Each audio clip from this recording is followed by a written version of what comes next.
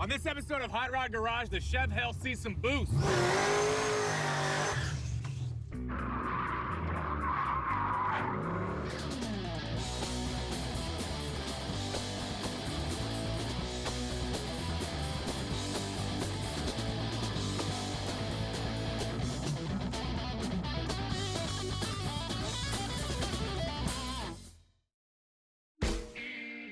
Welcome back to Hot Rod Garage, presented by Lincoln Tech. We're here today with Lucky's Chevelle. It's a 66 Chevelle he calls Chev Hell. It's one of my favorite driving hot rods. This thing was super reliable, handled awesome, stopped great. 6-liter LS truck motor with a TZ6, super fun car, and you used it up. I've worn out the transmission, worn out the motor, worn out everything, broke suspension parts, so this is a complete redo. But this car has been all over. Power tour a couple times. Couple times. Yeah, we've taken it to the drag strip a couple times. We've done dyno runs. To and from Vegas, yeah. Everything. Yeah. Lucky basically drove this thing into the ground. To the ground. Into the ground. You've already upgraded the suspension. Yep. MotorTrend is out, and it's time to make some horsepower. That's right. We're going to do the Magnuson supercharger and some AFR heads. Some cylinder heads and a Roots supercharger. Yes. Very happy, man. It's having a hard time containing myself. You look excited. I am. All right, let's get started.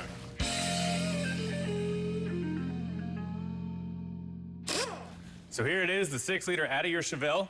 Yes, it is. This thing made 415 wheel horsepower. And what did you do to it to make that kind of well, power? this thing was a DOD motor, displacement on demand. It used to have a gadgetry that went on the top right here that would shut off pistons at cruise. Yeah. Took all that off, changed the cam, timing cover, oil pump. I put ARP head bolts in it and some new head gaskets.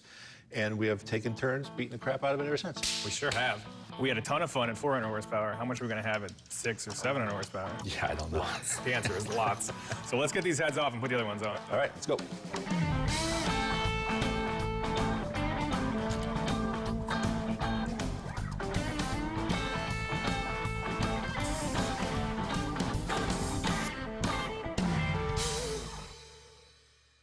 So when we were putting in the head studs, everything went in fine except for the short ones at the top. So we have the tap. We're going to just chase all the threads with a nice clean little tap. And I'm shaping it up so that none of the metal shavings go into the motor. Join us, won't you? I don't really know if I should recommend this or just have a disclaimer that this is not something I would probably do myself. Yeah. But cars with muscle. If you have more than cars like with 2 muscle. minutes to spare, Engines with do muscle. it by hand. The LS9 is a multi-layer gasket, so it's going to seal a little bit better. And since this will have increased cylinder pressure from all that airflow and the boost of the supercharger, these should help out. So what are these AFR heads? These are the 72cc. And the intake valve is a 2.080, and the exhaust valve is a 1.6. 233 cc intake port flows up to 328 CFM. So we got the studs in, we got the washers all installed.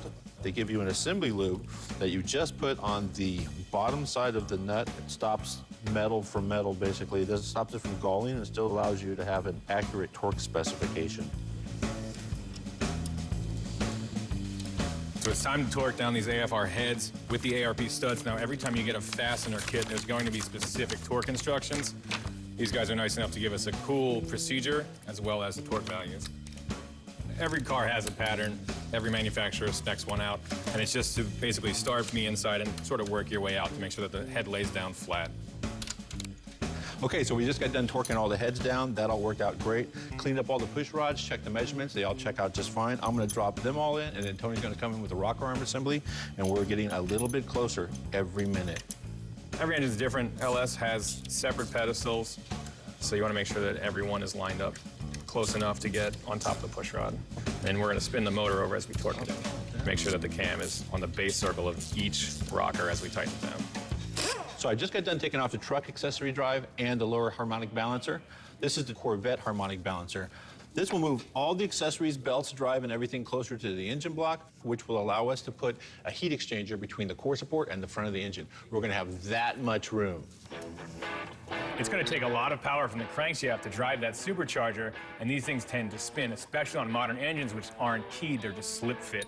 So there's a cool solution from Magnuson, and what we're going to do is use this little fixture, drill a place to drive 2 pins in between the crankshaft snout and the dampener. So now that we have these holes drilled, when we install these pins, there's no way that one will be able to spin without the other one.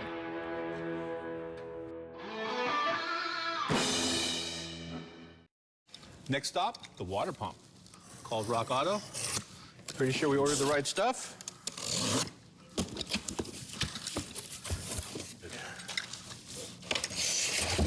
There it is. Rock Auto.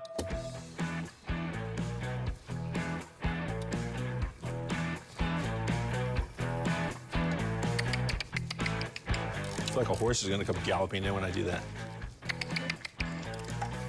So now it's time to put the valley pan on for real. Lucky put some new O-rings in the bottom we were waiting on. Here it goes. Great job, everybody.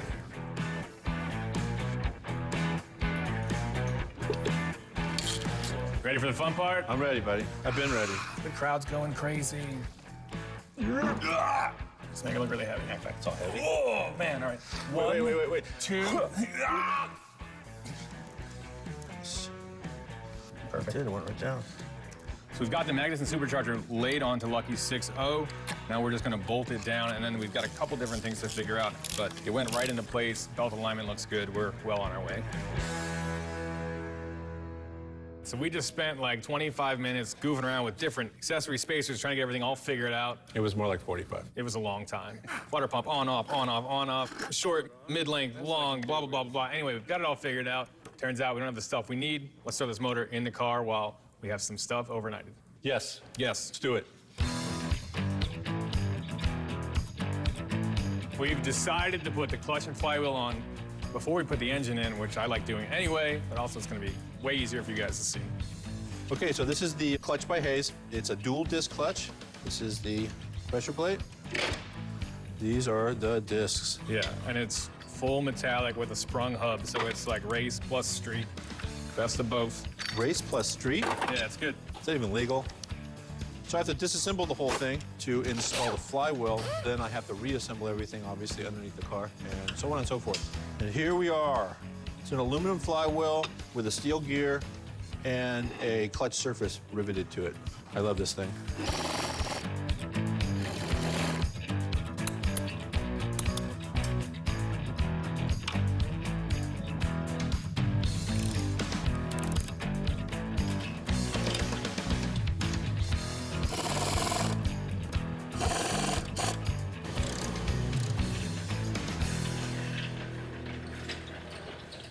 You're good, you're good. Oh, I'm going down slow. This is my car. Watch your digits. I'm completely untrustworthy with this machinery right here. You're good. Look at that. Lucky's got his T56 rebuilt and upgraded Tranzilla, and since there's a fresh clutch, we are going to do the measurement again to see exactly where the clutch fingers sit. We use this information to figure out how many spaces we want to put behind the throwout bearing so we can get just under a 1/4 inch of space.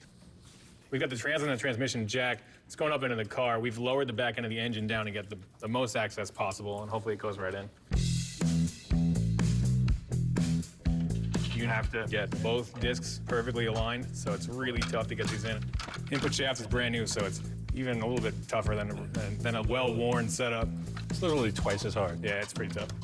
But we got it all lined up just right, and it slid close enough that we can get bolts in it, so we're in good shape. What else is going to fit while it's in the air? We'll do headers, exhaust. Starter motor, yeah. Waiting on accessories. Oh, here they are. That's like magic. Look at that. What was that? That's crazy. These are Hooker Blackhearts made for an LS and a Chevelle. These are very complicated to install. Allow me to demonstrate. Done. Yeah, mine's close too.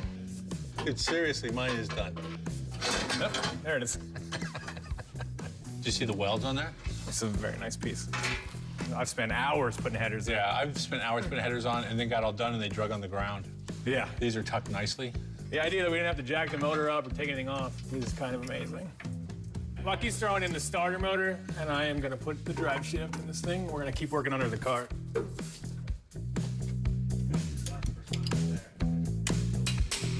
There it is. So I went over and opened up the Blackheart box of the 3-inch exhaust that the guys at Holley took it upon themselves to send me. All right, so let's try it like this. Let's try I it. think this is right.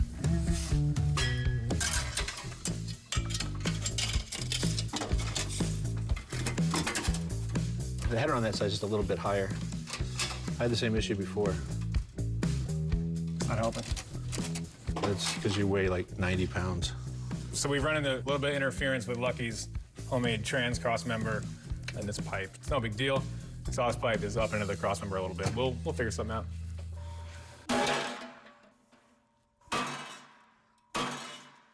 No mercy. That looks sweet. That should do it. Okay, here we go. Hold on, careful. A little more to the left. Easy, careful, easy. Cheese and rice. We'll get that side on. Yes. That's fun. Cool. It's a nice exhaust. 3-inch.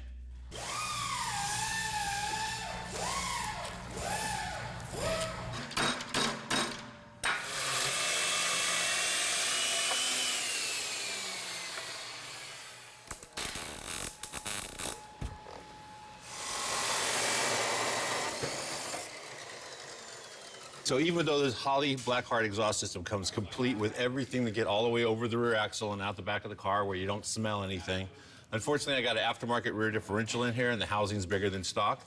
So we're gonna put some turn downs just before the axle, and then I'll modify the over the axle tubes later and install them. That's a muffler hanger. We've got this new inlet snout. We changed this to push the throttle body out. Inlet snout? Yeah. That's your high school nickname? It's my street name. Lucky wasn't weird enough. Okay, so the short bracket finally showed up for us to use the Corvette accessory drive, and I'm getting ready to install it right now. Join me, won't you?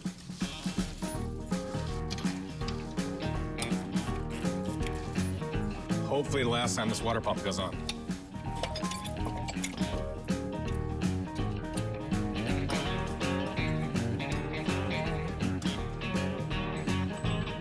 Just taking a little gap out of these things.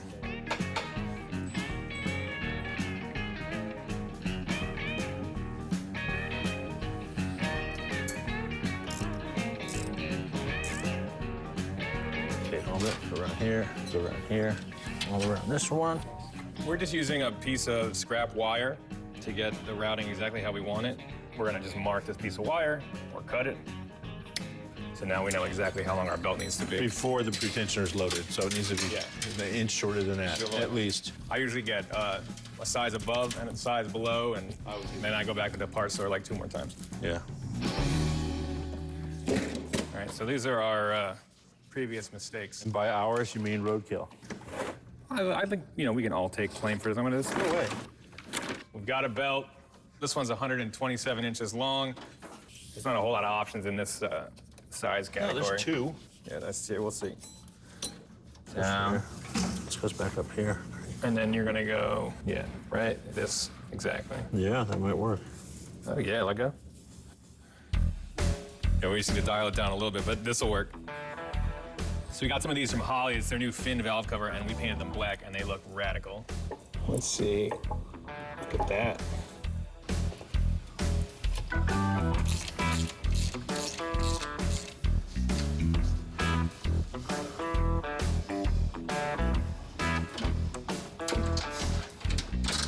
It fits. It's weird. So originally, the way the car was set up, they had the radiator inside the core support, which is stock, standard procedure, and the AC condenser on the outside here where the heat exchanger is now. I modified some brackets and made the AC condenser bolt to the front of the radiator, and then made a couple of spacers to put the whole thing on the inside. And I'm surprised it actually fits. I mean, yeah, I meant for it to work like that. That's how I roll. I'm gonna install this Holley 105 millimeter throttle body. What, they didn't make a bigger one? I don't think anybody makes a bigger one. The computer makes it open and close to bypass some air to basically control the idle. That's why they call it an idle air control valve. This has to go to dyno tomorrow, but as you can see, we're really moving along. Cooling system is done, supercharger's on, most of the wiring is done. Lucky's got to bring his computer in so that we can set it up for the new map sensor and injectors, fire it up, and then get someone way more qualified than us to properly tune it.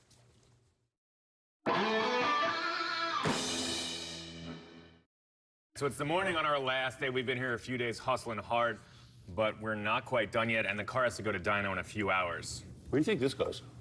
It looks like extra to me.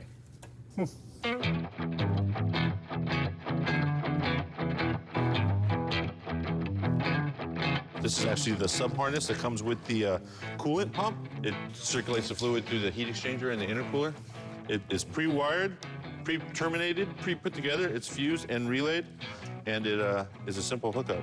So I've extended the throttle position sensor wire and the idle air control wire, plugging those in, and we're just about ready to fire this thing up. What's left, Lucky? The stuff in that one place and that thing. Oh, perfect. The throttle body used to be here, so the throttle cable was only this long. And now the throttle body is up here, so the throttle cable is this long. Is that all on camera? This long. But luckily, Holly makes a great little plate that bolts right on, holds everything. Moment of freedom right here. Yeah, sure runs quiet. Thought there'd be more whistle. I know, I thought we'd hear it. Crazy. Basically, the engine computer is gonna take in a bunch of inputs, like crank and cam position sensor that tells it where the engine is and how fast it's spinning, throttle position, how much the throttle's open, map sensor, stuff like that, and then we should be able to get it fired up. Okay, go ahead and give me some gas. Offset it to 1. Or well, let's see what it reads. Let's see what it does. You done playing friggin', what are you playing there? Contra. Here we go.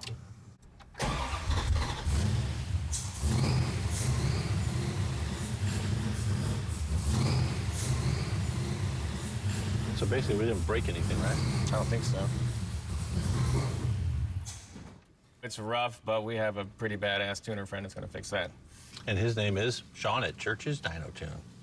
His name's Sean Church. Is it Sean Church? Yeah. Can I get a witness? Mm-hmm. He's gonna exorcise these demons. You know what I'm saying?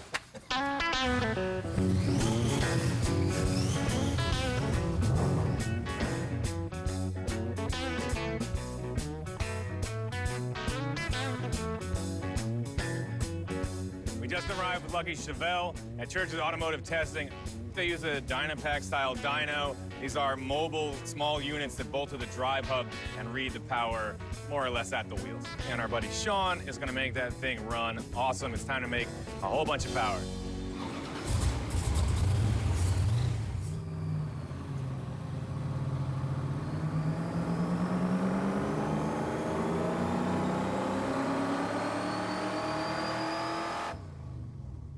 So Sean just got done making another pull with the Chevelle. We got over 550 horse at the rear wheel, over 600 foot-pounds of torque, which is just astronomical compared to what it used to do. We ran out of gas at higher RPM and started to drop off, which means we need to replace the fuel pump, which means there's more ponies in there. Other than that, I am stoked. I am super stoked. I want to take this thing out on the road and drive it around. That's what I'm saying. Let's go. I didn't know he was standing right there. Time to go. Let's party.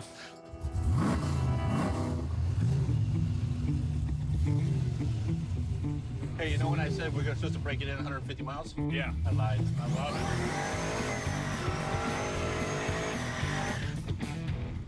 Push me back. See how she does. Woo! It sounds cool. Take a tired out old 6-liter truck motor, bolt on some AFR heads and a supercharger, and it is badass. Yeah, this thing screams, huh? You want to get into a fight? That's where you go. Those dudes look pretty tough, and they're already tired of our I can tell you that much. Oh boy, points right there. Side note, who is still using car alarms? I'm so fortunate they have this closed course right here. Yeah.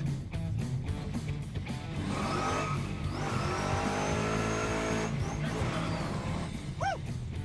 She's got a little thumb in it. Yeah, she got some pepper. Man, we're out here raising hell in the streets. That's it for this episode of Hot Rod Garage presented by Lincoln Tech. It was an awesome time. Unbelievable. Lucky Chevelle is making big boy power now, and I'm gonna get behind the wheel one of these days. Oh yeah, it's gonna happen. It's gonna happen. Don't forget to check us out on social media between episodes. The show is Hot Rod Garage Show on Facebook and Instagram. On Instagram, I'm Tangelo96. I'm still Mobile Tech Lucky. Mobile Tech Lucky. We'll see you guys next time. See ya. We